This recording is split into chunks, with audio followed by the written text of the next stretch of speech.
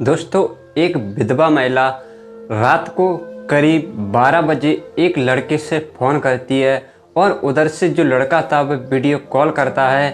दोस्तों, फिर वह लड़का जो था उस महिला से कुछ ऐसा कहता है कि अरे मेरी विधवा रानी, आप इतनी उदास क्यों हो। तो वो जो महिला थी वह कहती है कम से कम आप तो मुझे विधवा मत कहो।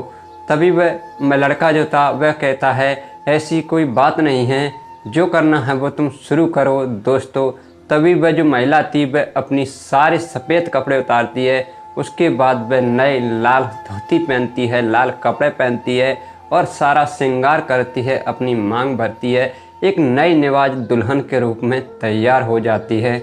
लेकिन उन दोनों को ये नहीं पता कि उन दोनों के बीच में कोई तीसरा भी था जो उन्हें छुपकर देख रहा था।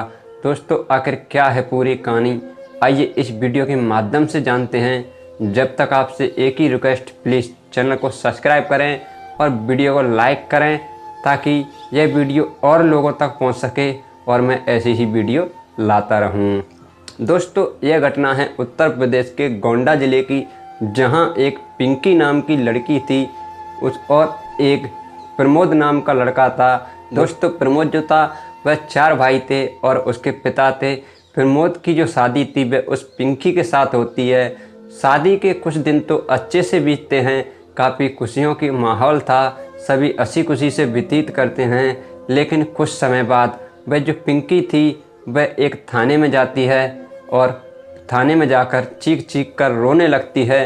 वह दरोगा साहब से कहती है कि सर, जो मेरे 4 देवर हैं उन्होंने मेरे पति की हत्या कर दी है और उनके साथ में मेरे ससुर जी भी मिले हैं। तभी पुलिस उनसे पूछती है आखिर तुम कहना क्या चाहती हो। वह फूट फूट कर रोने लगती है, चेहरे पर इतनी मासूमियत दिखाती है और पुलिस वालों से कहती है कि सर, मेरे घर वालों ने मेरे पति को ज़मीन के लिए, पैसे के लिए मरवा दिया है। काफ़ी दिनों से वो गायब हैं, पता नहीं मुझे मिल नहीं रहे।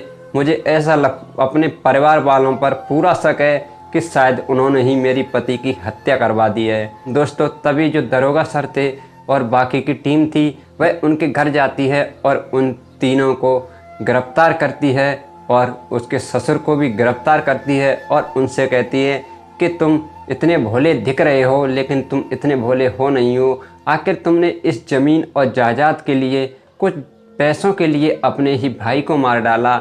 और फिर वह उसके ससुर से कहती है कि तुम्हें तो लज्जा आनी चाहिए, तुमने इस ज़मीन के लिए अपने बेटे को ही मार डाला। लेकिन पुलिस उस लड़की के आगे, पिंकी के आगे किसी की नहीं सुनती।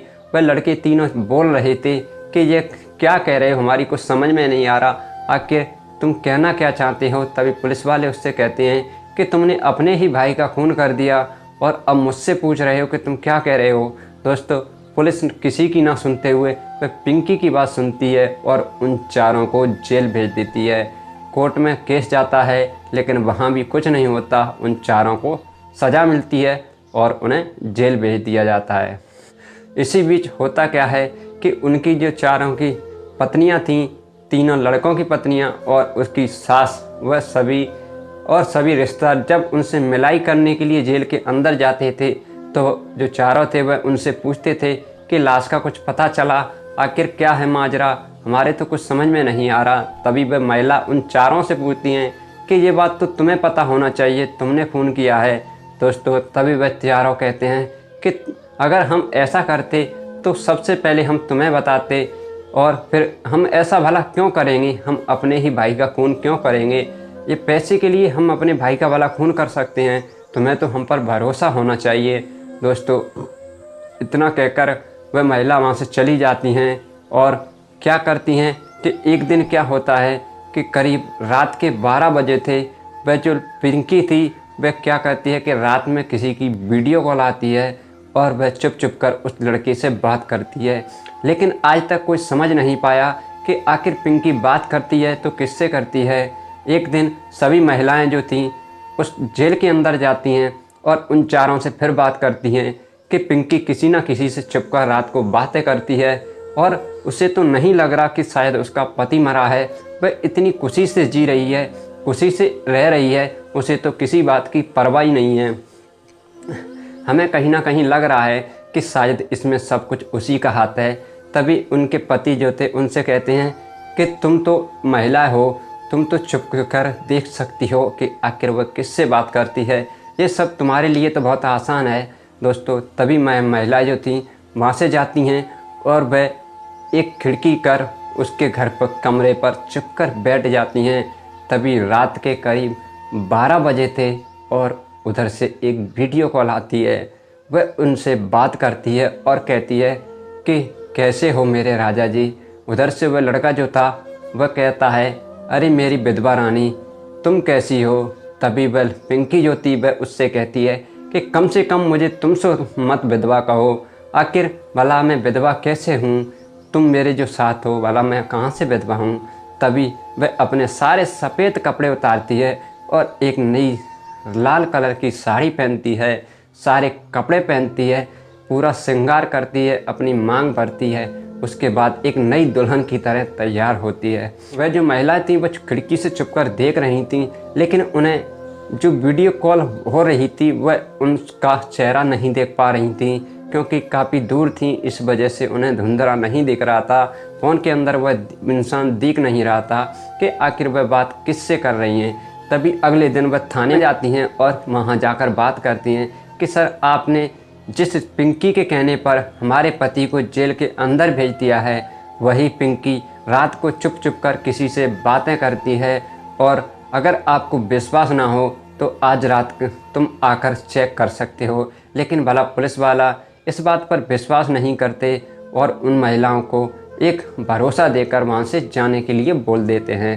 तभी जो पुलिस थाने के दरोगा थे वह एसपी साहब से बात करते हैं कि सर ऐसी ऐसी बात है, एक महिला है जिसने अपने ही परिवार वालों पर एक केस मर्डर करने का केस लगाया है और वह चारों जो हैं वह जेल के अंदर हैं।